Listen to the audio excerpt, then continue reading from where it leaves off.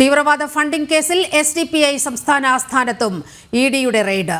Thiruvananthapuram പാളയത്തെ SDPI സംസ്ഥാന committee ഓഫീസിലാണ് ED raid നടത്തിയത്. EDക്കെതിരെ വനിതകളെയടക്കം അണിനിരത്തി SDPI പ്രതിഷേധിച്ചു. രാവിലെ 10 മണിയോടെയാണ് അതീവ രഹസ്യമായി ഡൽഹിയിൽ നിന്നുള്ള എൻഫോഴ്സ്മെന്റ് ഡയറക്ടറേറ്റ് ഉദ്യോഗസ്ഥർ തിരുവനന്തപുരം പാളയത്തെ SDPI സംസ്ഥാന കമ്മിറ്റി ഓഫീസിലെത്തുന്നത്. 3ഓളം ടാക്സി വാഹനങ്ങളിലാണ് 7-അംഗ ED സംഘം എത്തിയത്. സുരക്ഷയ്ക്കായി വനിതകളടക്കമുള്ള 12 CRPF ജവാന്മാരും സംഘത്തിലുണ്ടായിരുന്നു. സംസ്ഥാന പോലീസോ രഹസ്യാന്വേഷണ വിഭാഗമോ അറിയാതെയാണ് സംഘം പരിശോധനയ്ക്കെത്തിയത്. റെയ്ഡ് വിവരം മാധ്യമങ്ങളിലൂടെയാണ് പോലീസ് അറിയുന്നതും. ഇതിനിടയിൽ കൂടുതൽ SDPI നേതാക്കൾ ഓഫീസ് പരിസരത്തേക്ക് എത്തി.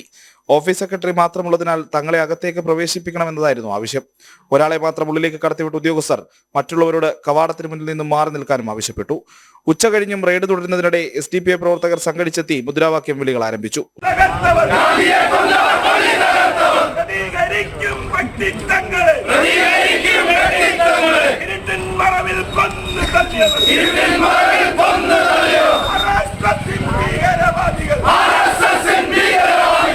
പ്രകോപനപരമായ മുദ്രാവാക്യങ്ങൾ ഉയർന്നതോടെ പോലീസ് എത്തി രംഗം ശാന്തമാക്കി. മണിക്കൂറുകൾ നീണ്ട റെയ്ഡിൽ നിർണായക രേഖകൾ പലതും ED സംഘം കസ്റ്റഡിയിലെടുത്തുവെന്നാണ് വിവരം. ജനം, തിരുവനന്തപുരം.